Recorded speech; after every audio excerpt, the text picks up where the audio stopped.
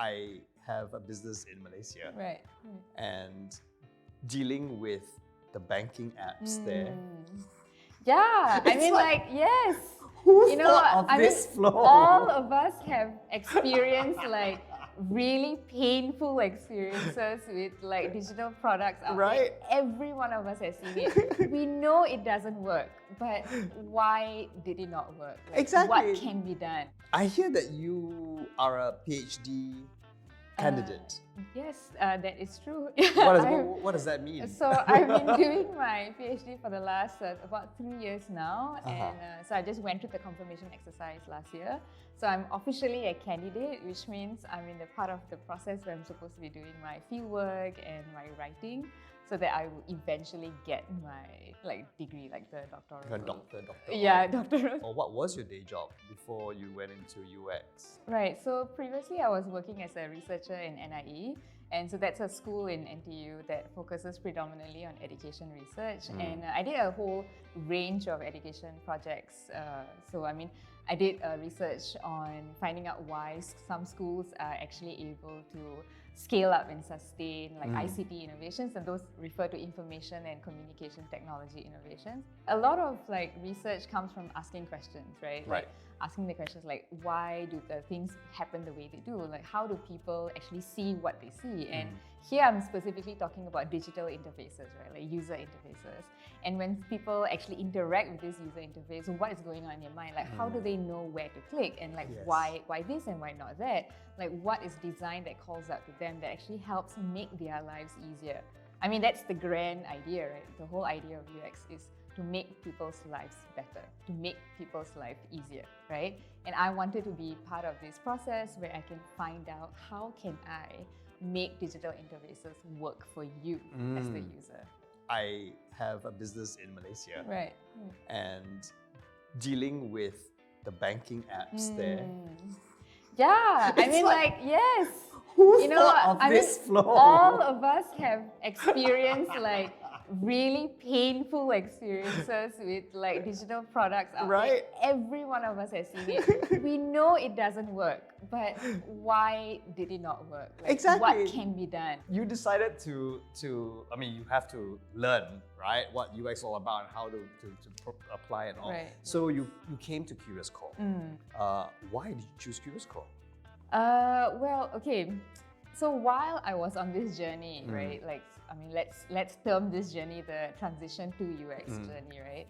So this happened while I was still in academic research, right? And I was trying to find out how can I do that better, right? So I had a couple of conversational interviews with existing UX researchers, UX designers. I read like blogs and I read a lot of articles like, how can I make this successful transition?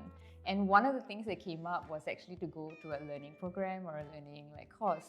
And out of those that I found, I thought that CuriousCore really struck out to me as something quite different because they had something that other bootcamp programs didn't have. They had real-life clients that we could work with, right? They had networking opportunities. They had career coaching like integrated into the CuriousCore program. So these were some of the things that I felt that set CuriousCore apart from all the other UX like programs and UX courses. Oh, yeah. So what? Give me an example of like, you know, a course, for example. What do you do in the UX/CA course? Right. So we had several components in the UX/CA. So one of it was the learning calls where we actually dialed in and we learned about like theoretical parts of UX. Like, of course, that also includes like how can we apply UX, but a lot of it was centered around theory and practice.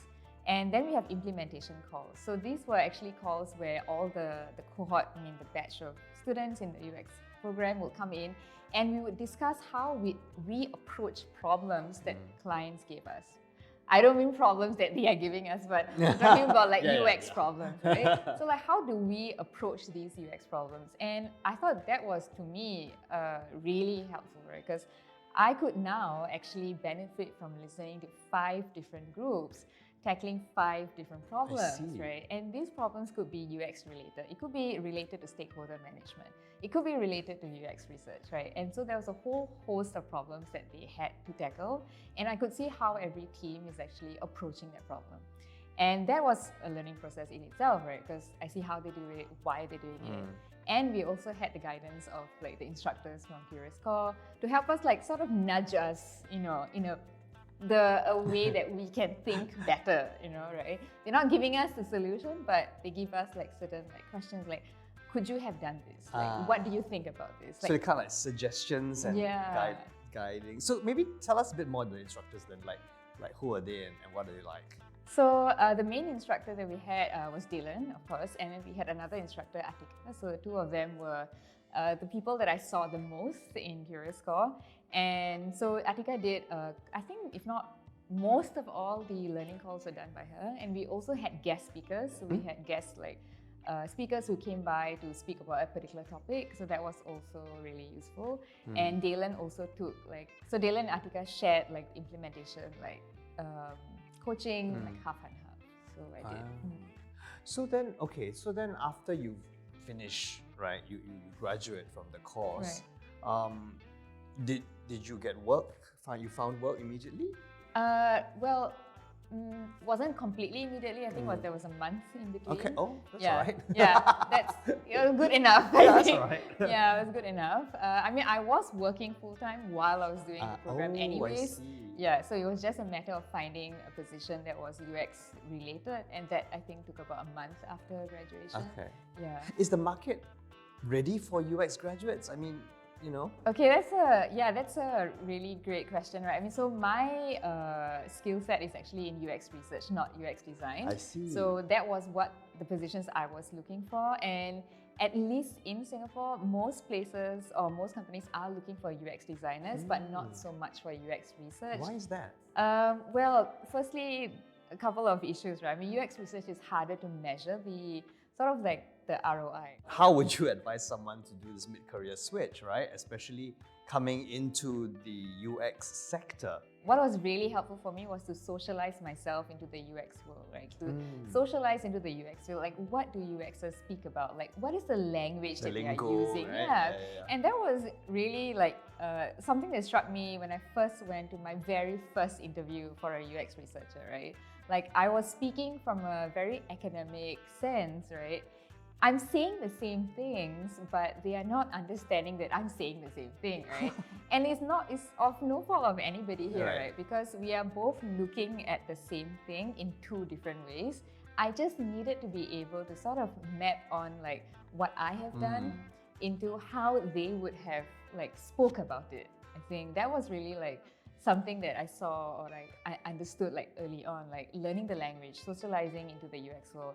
And that includes like speaking to UX designers, speaking to UX researchers, understanding the product development like flow. And I think all of those things really helped me to sort of see this not in a very like narrow way, but to really understand at a broader level how UX actually functions and where it sits in an organization. I think those were some of the things that I felt was really important. So what is the main big takeaway after finishing the CuriousCore course? The biggest takeaway for me is that UX field is always changing and we need to keep on learning. Right. Yes, I think that is like the one thing that really is a big takeaway. The field is new, it's very nascent, so there's a lot of changes happening. And the whole idea is actually to keep learning, to keep iterating on your own UX knowledge to actually bring UX further. So the things that you have learned during your course in CuriousCore, the UXCA course, and now that you're in the real world, working world as a UX researcher, how relevant are those things that you've learned and they're applicable in what you do? Right. So I think CuriousCore has given me like a great like foundation to work from. I mean, they have given me a sort of like an inroad into what UX is. And from here on is really how I am going to build on this knowledge. They've given me like all the basic information that I need to start with. But of course, it's not possible for them to teach me everything I need to know. And this is where I have to step in and I have to now that I know the basics, how can I build on this knowledge? And I think a lot of that happens on the job, while I'm working as a UX researcher. One of the other things about CuriousCore is that it actually offers you an opportunity to network and to meet people, right? And when I say meet people, you're meeting UX designers, you're meeting senior designers and hiring managers, and you're also meeting head of design. And I think that is a very deliberate and very intentional way the program is designed, is for us junior level or entry level researchers and designers trying to enter the UX field to actually know hiring managers, know how they think, right? What are they looking for when they're hiring people? That's excellent, So Sham, now where you are at, right? You're happy? Yes. Yeah? So projecting yourself forward, where do you hope to be and go? Wow, I think that's a very big question. It is a big question. It's a huge question. Yeah, I think given that I'm just starting on my journey in the UX research world or field, I would eventually firstly to advocate for UX research in my own in my own space, and I want to advocate for that in different spaces as well. And so I see myself more of an advocate for UX research and advocate in the sense that it actually makes people's lives better when we design better products for them. Why CuriousCore? Why if someone says, I need to look for a UX course? So why CuriousCore has many amazing parts to it, and one of the more important parts, at least for me, was actually meeting and working with real-life clients, and that is something I think sets CuriousCore apart. Aside from that, I think the coaching that we receive in terms of career transitioning, because that is a hugely under talked about part of it, right? It's not so much, okay, here it is, this is all the things you need to learn.